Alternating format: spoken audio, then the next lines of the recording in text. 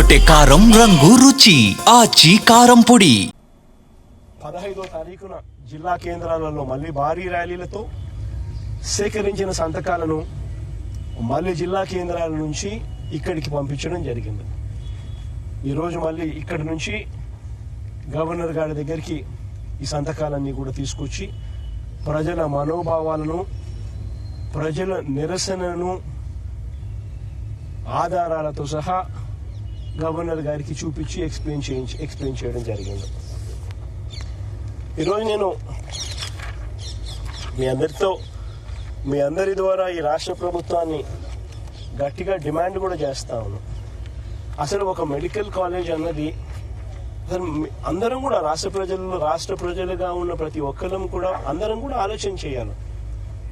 మనం తీసుకునే నిర్ణయాలు భవిష్యత్ తరాలను మనం తీసుకునే నిర్ణయాల వల్ల భవిష్యత్ తరాలకు దాని మీద ఇంపాక్ట్ పడుతుంది. మనం తీసుకునే ప్రతి నిర్ణయం కూడా లీడర్లుగా మనం తీసుకునే ప్రతి నిర్ణయం కూడా ఆలోచన చేసి నిర్ణయం తీసుకోవాల్సిన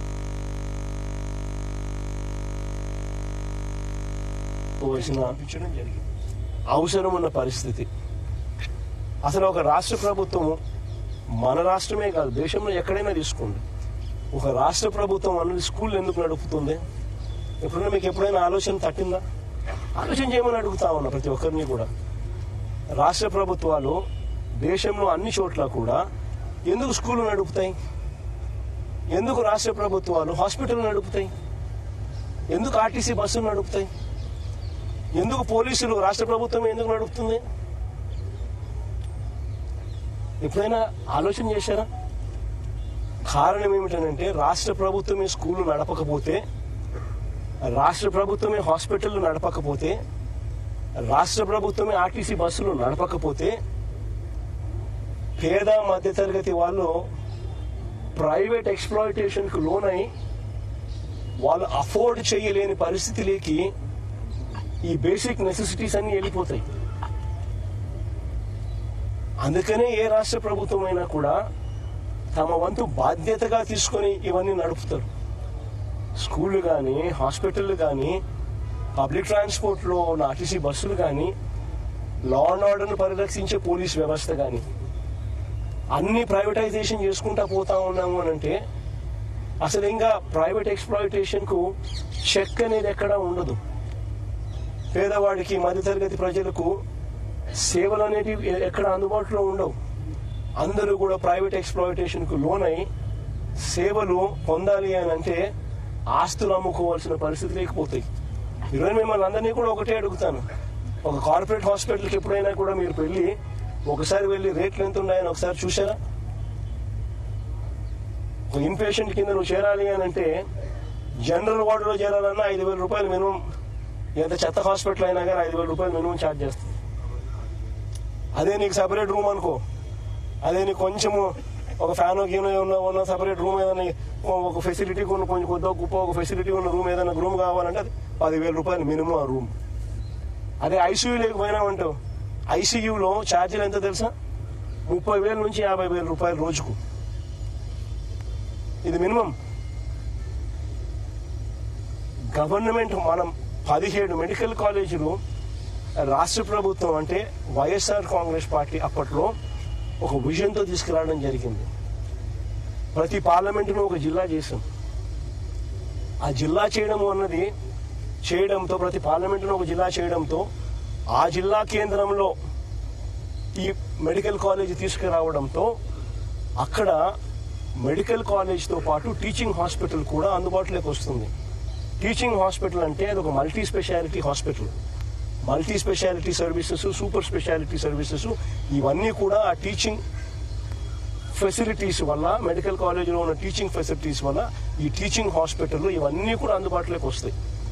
ఎప్పుడైతే ఆ హాస్పిటల్లో, ఎప్పుడైతే ఆ మెడికల్ కాలేజ్ ద్వారా ఉండే ఈ టీచింగ్ హాస్పిటల్లో అసిస్టెంట్ ప్రొఫెసర్లు, PG post graduate students, medicos, nursing students వీళ్ళంతా కూడా అక్కడ అందుబాటులోకి వస్తారు.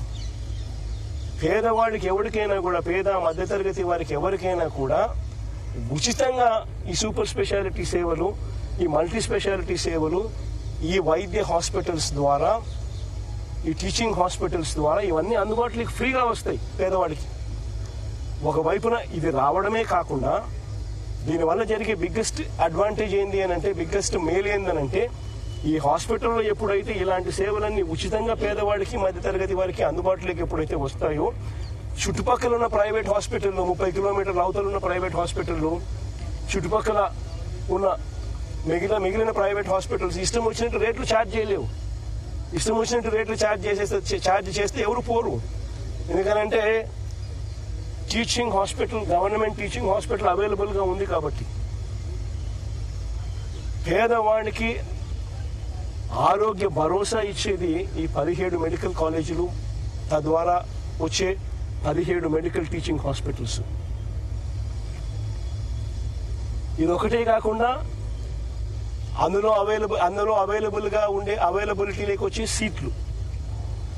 ఈ సీట్లన్నీ కూడా గవర్నమెంట్ మెడికల్ కాలేజీలో సీట్లన్నీ కూడా ప్రైవేట్ మెడికల్ కాలేజీల కన్నా తక్కువ రేటుకే ఈ సీట్లు అందుబాటులోకి వస్తాయి. దీనివల్ల బాగుపడేది మన పిల్లలు, దీనివల్ల బాగుపడేది మన తల్లిదండ్రులు, మన పిల్లల తల్లిదండ్రులు. ప్రైవేట్ కాలేజీలకు ఎప్పుడైతే ఇస్తామో సీట్ల మీద రేట్లు విపరీతంగానే ఉంటాయి. ప్రైవేట్ మెడికల్ కాలేజీలు ఎప్పుడైతే వస్తాయో ప్రైవేట్ టీచింగ్ హాస్పిటల్స్ కూడా ప్రైవేట్ అయిపోతాయి.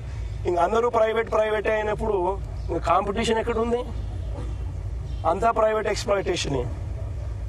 మేము ఇంత ఛార్జ్ చేస్తాము, 4 లక్షలు, నువ్వు 5 లక్షలు ఛార్జ్ చేసి సరిపోతుంది, అందరం కలిసి పంచుకుందామనే లెవెల్లోకి అందరూ తయారైంది.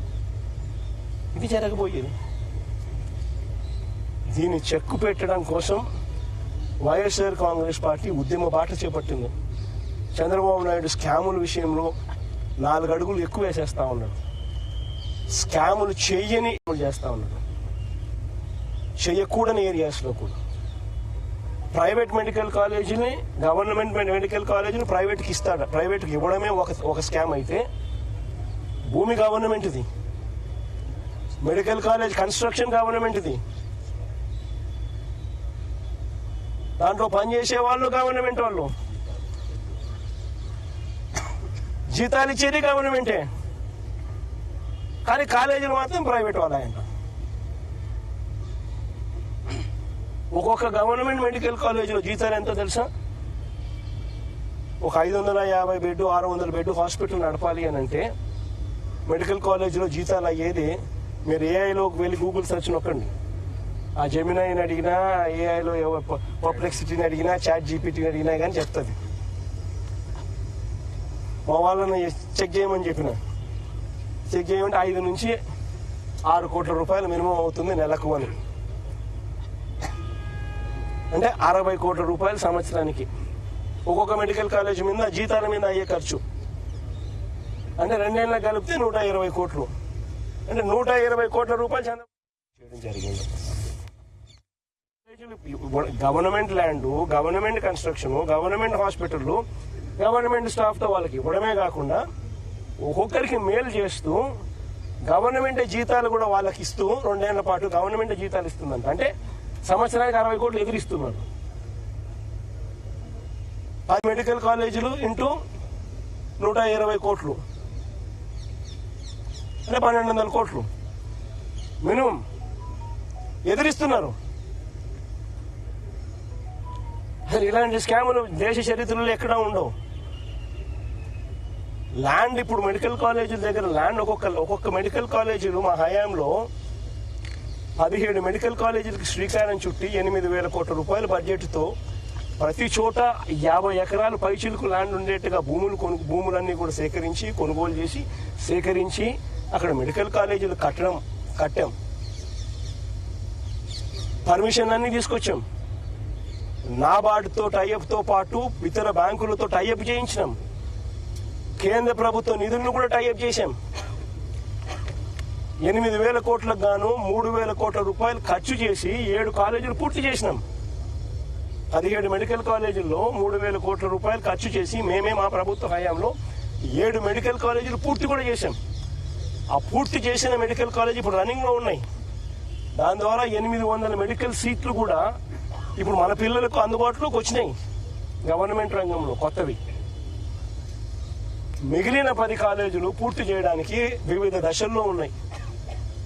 అవి పూర్తి చేయడానికి సంవత్సరానికి 1000 కోట్లు కావాలా, 5 ఏళ్లకు 5,000 కోట్లు. రాష్ట్ర బడ్జెట్ 2.5 లక్షల కోట్లు పైసలకి. 2.5 లక్షల కోట్లు పైసలకు రాష్ట్ర బడ్జెట్ ఉన్న రాష్ట్రంలో 1000 కోట్ల రూపాయలు ప్రతి సంవత్సరం పెట్టలేరా అని అడుగుతా ఉన్నా. పోనీ పెట్టద్దండి, పెట్టాకండి, వదిలేయండి. మేము వచ్చినాక మేము చూసుకుంటాం కదా, మేము వచ్చినాక మేము కడతాం కదా నీ చేత కాకపోతే. అంతేగాని ఈ మాదిరిగా నువ్వు స్కాములు చేసి అమ్మడం ఏంటి? ఇది చంద్రబాబు నాయుడు గారికి గట్టిగా తగిలేట్టుగా గవర్నర్ గారికి దృష్టికి కూడా తీసుకుని పోయేట్టుగా చెప్పినాం. మీకు చేయడం ఇష్టం లేకపోతే, మీకు డబ్బులు ఖర్చు పెట్టడం ఇష్టం లేకపోతే వదిలేయండి. మేము వచ్చిన తర్వాత మేము ఖర్చు చేస్తాం, మేము పూర్తి చేస్తాం. మా క్రెడిట్ వస్తుందేమో అని చెప్పి నువ్వు ఆత్రపడి క్రెడిట్ రాకూడదు అని చెప్పి పేదలకు నష్టం చేస్తూ ఒకవైపున కాలేజీలన్నీ కూడా కట్టకుండా వదిలేసి రెండో వైపున కాలేజీలన్నీ స్కాములు చేస్తూ అమ్మేస్తా ఉన్నాం. రేపు పొద్దున ఈ కాలేజీలు, ఈ 17 మెడికల్ కాలేజీలు భవిష్యత్ కాలంలో ఈ 17 మెడికల్ కాలేజీలే 1,00,000 కోట్లు పైసలు కాస్ట్ అవుతుంది. కొన్ని కోట్ల మందికి ఉచిత వైద్యం ఇస్తూ వెలకట్టలేని సేవలు అందిస్తూ కొన్ని కోట్ల జీవితాలలో ఇవి వెలుగులు నింపుతాయి ఈ మెడికల్ కాలేజీలు. మీ ద్వారా రాష్ట్ర ప్రజలకు అందరికీ కూడా ఈ విషయాలన్నీ కూడా తెలియజేస్తూ ఈ పోరాటం ఇంతటితో ఆగదు. గవర్నర్ గారికి సంతకాలు చూపించడం జరిగింది. ఈ సంతకాలు చూపించిన ఈ కార్యక్రమం ఇంతటితో ఆగిపోదు. ఇక్కడ నుంచి ఈ సంతకాలు కోర్టు గడప దాకా వెళ్తాయి. కోర్టులో రేపు అఫిడవిట్ కూడా ఫైల్ అవుతుంది. కోటి సంతకాలు అందుబాటులో ఉన్నాయి. మీరు ఎప్పుడు చెప్తే అప్పుడు ఆ సంతకాలన్నీ కూడా మీ కోర్టు ముందుకు వచ్చి పెరేడ్ అవుతాయి అని కూడా చెబుతూ కోర్టులో కూడా ఈ కోటి సంతకాలు మీద కోర్టు ద్వారాలు కూడా రేపు లాక్ చేస్తాం. చేసిన తర్వాత ప్రతి ప్రయత్నము జరుగుతుంది చంద్రబాబు నాయుడు గారిని ఈ విషయంలో అడ్డుకునేదానికి. మిమ్మల్ని మీ ద్వారా ప్రజలందరినీ కూడా కోరుకునేది ఏమిటంటే, ఇంత చేసినా చంద్రబాబు నాయుడు గారి చర్మం మందం కాబట్టి చంద్రబాబు నాయుడు అనే వ్యక్తి మారకపోవచ్చు. కాబట్టి మీరంతా కూడా ఇంకా కలిసి రావాలి. ఈ జరుగుతూ ఉన్న ఈ అన్యాయాలను మనం అంతా కలిసి గట్టిగా అడ్డుకోవాలి. ఎందుకంటే ఈ రోజు ఇది అడ్డుకోకపోతే రేపొద్దున మీ పిల్లల జీవితాలకు, రేపొద్దున మీ పిల్లల ఆరోగ్యానికి ఏదైనా సంబంధించి ఏదన్నా వైద్యం చేయించాల్సి వస్తే ఉచితంగా చేసే పరిస్థితి పోయి 4 లక్షలు, 5 లక్షలు, 10 లక్షలు ఒక్కొక్కడు కట్టుకోవాల్సిన పరిస్థితి లేకపోతారు. కాబట్టి ఖచ్చితంగా అందరం కలిసి గట్టిగా దీన్ని తీసుకుని అడ్డుకునే కార్యక్రమం ఖచ్చితంగా చేయాలి. గవర్నర్ గారికి అయినా కూడా మనసున్న మానవత్వం ఉన్న ఏ మనిషికైనా కూడా చంద్రబాబు నాయుడు చేస్తా ఉండేది తప్పు అని చెప్పి ఎవరికైనా తెలుస్తుంది, ఎవరికైనా అర్థమవుతుంది. ఎందుకనంటే ఇది తప్పు కాబట్టి. పేదవాళ్లకు అదే గవర్నర్ గారి ఇంట్లో పనిచేస్తా ఉన్న వాళ్ళందరికీ రేపు పొద్దున హాస్పిటల్కి పోవాల్సి వస్తే ఆ మెడికల్ కాలేజ్ కానీ అందుబాటులో కూడా ఉంటే ఉచితంగా ట్రీట్మెంట్ ఇచ్చి పంపిస్తారు. ఆ మెడికల్ కాలేజ్ ప్రైవేట్ అయినాయి అని అనుకో, ఒక్కొక్క లక్షలు, 2 లక్షలు, 3 లక్షలు, 4 లక్షలు కట్టాలా. ఎవరికైనా కూడా బాధ అనేది తలెక్కుకుని ఎట్లుంటుంది. గవర్నర్ గారికి ఇంకా మనసు ఎక్కువ, పెద్ద మనసు. ఆయనకు అందరికన్నా ఇంకా ఎక్కువ బాధ కలుగుతుంది, బాధ కలిగింది. దానివల్ల ఇంకా ఫర్దర్గా పాజిటివ్ రిజల్ట్స్ వస్తాయని ఆశిస్తున్నాం. కానీ ప్రతి ద్వారము మేము తడతాము. కోర్టు గడప కూడా ఎక్కే కార్యక్రమం చేస్తాము. కోర్టుల ద్వారాను వీళ్ళు అడుగులు ముందుకు వేసినప్పుడల్లా ప్రజల ఉద్యమ బాట ద్వారాను దీన్ని అడ్డుకునే కార్యక్రమం చివరి దాకా కూడా చేస్తాము, ఖచ్చితంగా చేస్తాము. Because this is a scam. Government land, government బిల్డింగులు, government staff, government equipment, government జీతాలు, ప్రైవేట్ వానికి పేరు, మళ్ళా మోసం చేసేందుకు, డైవర్షన్ చేసేదానికి ఈయనకి ఏమంటాడు? గవర్నమెంట్ పేరు మాత్రమే పెడతామని అంటాడు. రేపు పొద్దున హెరిటేజ్ కంపెనీకి గవర్నమెంట్ పేరు పెట్టి కింద చిన్న హెరిటేజ్ అని పెడితే హెరిటేజ్ గవర్నమెంట్ అయిపోతుందా? అందరూ ఆలోచన చేయాలి. మోసం చేయడానికైనా హద్దు పొద్దు ఉండాలి కదండి. ఏదైనా కానీ మరీ చెవులో పూలు పెట్టేదానికి అంత ఎట్ట కనపడుతున్నామండి ఎవరికైనా కానీ ప్రజలంటే. మరి ఇది దారుణంగా చెవులో పూలు పెడితే ఎట్ట? సూపర్ 6 ఒక మోసం, సూపర్ 7 ఒక మోసం. ఇంతకుముందు ఎన్నికలప్పుడు జగన్ ఇచ్చేటివన్నీ కాక అడిషనల్ గా సూపర్ 6 చేస్తాను, సూపర్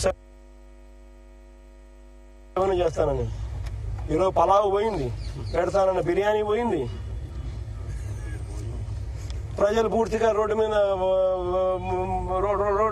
రోడ్డును పడిన పరిస్థితులు ఈరోజు కనిపిస్తా ఉన్నాయి. అభికథ దేవుడు ఎరుగు. చదువుకుంటున్న పిల్లలకు ఫీజు రీఎంబర్స్మెంట్ లేదు. ఈ డిసెంబర్ వస్తే 8 క్వార్టర్లు. విద్యా దీవెన లేదు, వసతి దీవెన లేదు. పిల్లలు చదువులు మానేస్తా ఉన్నారు. జీఆర్ రేషియోస్ తగ్గినాయి. ఆరోగ్యశ్రీ లేదు. నెట్వర్క్ హాస్పిటల్స్కి ఇవ్వాల్సిన బకాయిలు ఇవ్వకపోవడంతో వాళ్ళు బోర్డులు తిప్పేసినారు. మరోవైపు గవర్నమెంట్ హాస్పిటల్ పరిస్థితి ఇది, అది కూడా ప్రైవేట్కి ఇచ్చేస్తున్నాడు.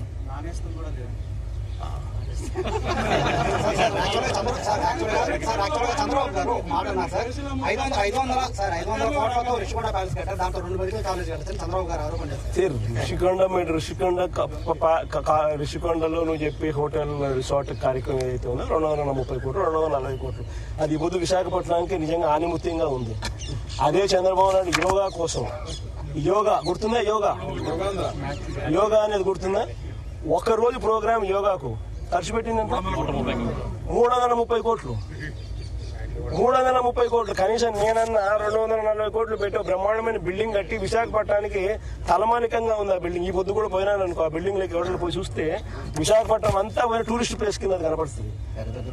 పెద్ద పెద్ద వాళ్ళందరూ దాంట్లో వచ్చి ఇప్పుడు గవర్నర్ గారు పోయినారు అనుకో, మోడీ గారు వచ్చినారు అనుకో, లేకపోతే పుతిన్ వచ్చినాడు అనుకో, లేదా రష్యన్ ప్రెసిడెంట్ పుతిన్ వచ్చినాడు అనుకో, ఎక్కడ పెడతారు? రాజ్భవన్ లాంటి బిల్డింగ్ అది 230 కోట్లతో కట్టినందుకు మాన్యుమెంట్ అక్కడ తయారైంది. వేరే ఇక్కడ ఒకరోజు యోగా, ఒకరోజు 330 కోట్లు, 330 కోట్లు ఆవిరి. దాన్ని ఏమంటారు? స్కామ్ కాకపోతే అది నా మాటలకి అయ్యే ఖర్చు. పోయి మా మాటలకు ఎంత ఖర్చు పెట్టాను ఒకసారి మీకు అందరు కూడా ఏఐ ఉంది కదా, ఒకసారి అమెజాన్ లో పోయి కొట్టండి ఒకసారి మాట ఖర్చు ఎంత అవుతుంది, వీళ్ళు ఎంత ప్రొక్యూర్ చేసినారని చెప్పి చూస్తే 50% తక్కువ ఉంటే నన్ను అడగండి.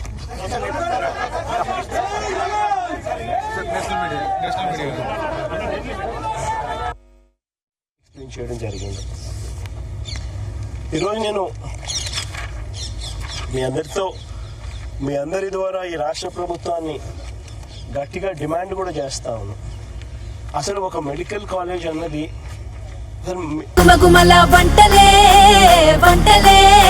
తెరకొట్టే కారం రంగు రుచి ఆచి కారం పొడి.